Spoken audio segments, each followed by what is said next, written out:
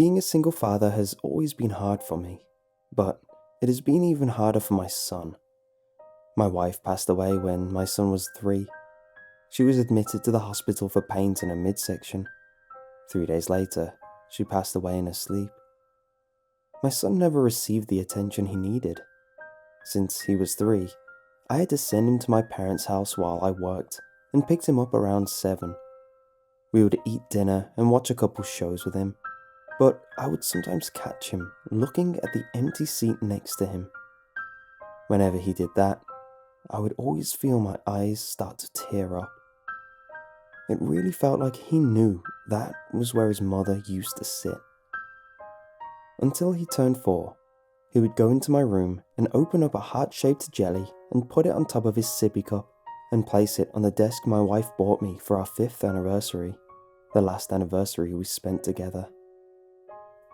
When he stopped doing his nightly ritual, he started to grow more and more distant with me.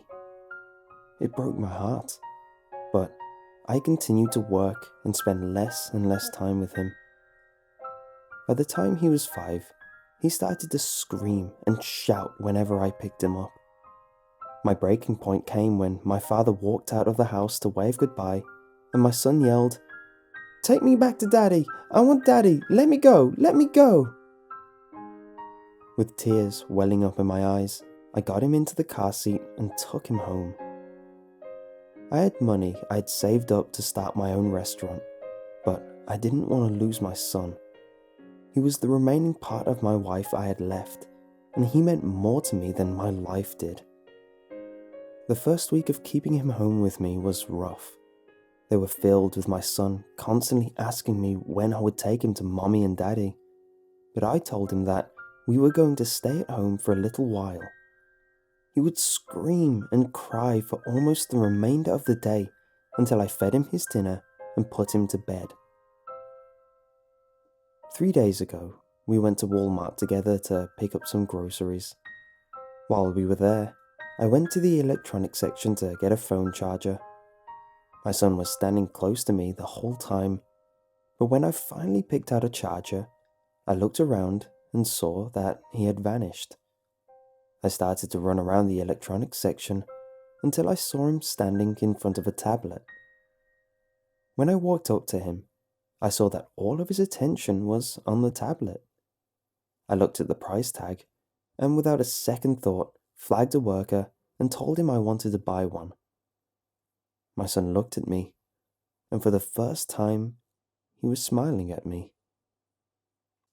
While I was purchasing the tablet, the man that was ringing me up said, "Man, this is the best tablet for the money. I bought one for my son and he has been learning so much from it now. I swear he's teaching me stuff I never knew." I chuckled and handed him my card. The entire car ride back, my son begged me to take the tablet out of the box, but I told him to wait until the morning. He huffed and sighed, but I could tell he was excited for the morning. After my son went to bed, I spent about the house setting up the tablet. It's one of those kid-safe tablets that allow the parents to restrict apps, amount of usage time, and websites. Once I was satisfied with the restrictions, I plugged the phone and tablet up and went to bed. I woke up the next morning to my son bouncing on my chest.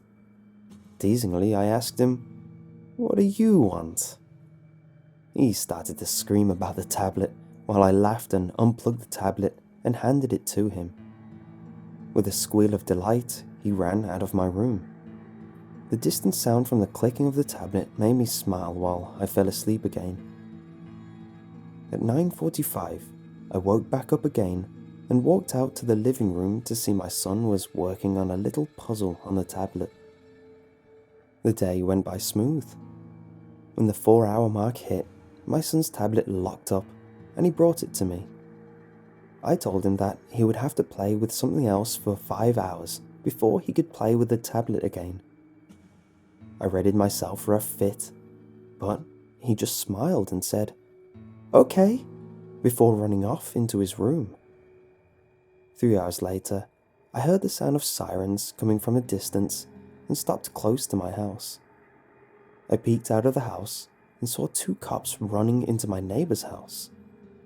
I opened the door and stepped out and saw my neighbor open the door and walk outside with his arms up. My son walked out the door and stood beside me. Before I could get him back inside the house, he said, "He screwed his dead wife, did it after he bashed the skull with a hammer while she slept." I turned around and stared at him before asking, "You don't say stuff like that, Eric. Who taught you that?" With a smile, he looked up at me and asked, "Taught me what, Jared?" While I tried to think of what to say, he ran into the house and into his room. The entire time we ate dinner, I tried talking to him, but he would just look up at me and say, "Tablet," before resuming his meal. When he ate all that he wanted, he got off of his chair and went to his room. When I finished my dinner, I went up to his room and saw that he was already asleep. With a sigh, I walked in and took his socks off before tucking him in and giving him a kiss on his cheek. I plugged up his tablet and my phone and attempted to sleep, but I couldn't keep my eyes closed. The concern for my son overwhelmed me, and after several hours of tossing and turning, I got out of bed and went through the entire tablet. 2 hours later, I finally plugged the tablet back up to the charger and went back to bed. Yesterday morning, I woke up to the sound of voices coming from the living room. When I walked out to the living room, my son pointed to the TV and said, "Told you." Our local news channel was talking about what my neighbor did. He was convicted of murdering his wife and storing her body in his wine cellar. I felt the blood rush from my face while I turned the TV off. My son got off the couch and ran into my room. He came back out with his tablet and started messing around with a couple of games on it.